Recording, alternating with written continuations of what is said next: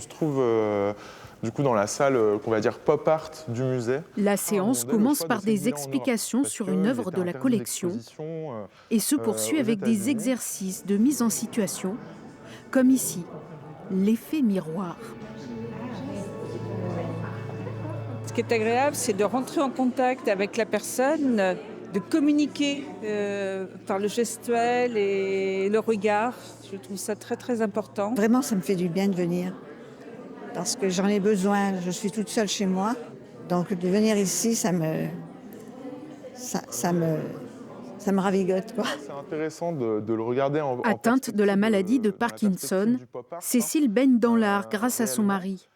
Après avoir lu un rapport de l'OMS sur les bienfaits de l'art, elle crée l'association Art en Santé. Je me suis dit que j'avais la chance, moi, d'avoir accès à tout ça et qu'il fallait le dire, il fallait en parler, il fallait faire tout ce qu'on pouvait pour en faire bénéficier toutes les personnes qui n'avaient a priori pas l'idée ou pas la possibilité. Une fois par mois, le musée accueille ces personnes atteintes de maladies neurologiques et les bénévoles sur un créneau dédié. Le fait d'ouvrir le musée un jour de fermeture pour ces groupes leur permet de se développer, de faire du bruit, de s'étaler dans l'espace. On a choisi cette œuvre-là. Lors de chaque atelier, des activités artistiques sont proposées, comme de la musique ou du théâtre. Quand on choisit les exercices, on ne se dit pas on a affaire à des pathologies particulières. D'abord, on ne saura pas qui viendra et on ne saura pas quelle personne aura tel type de pathologie. Je me souviens du tableau de Courbet, L'origine du monde.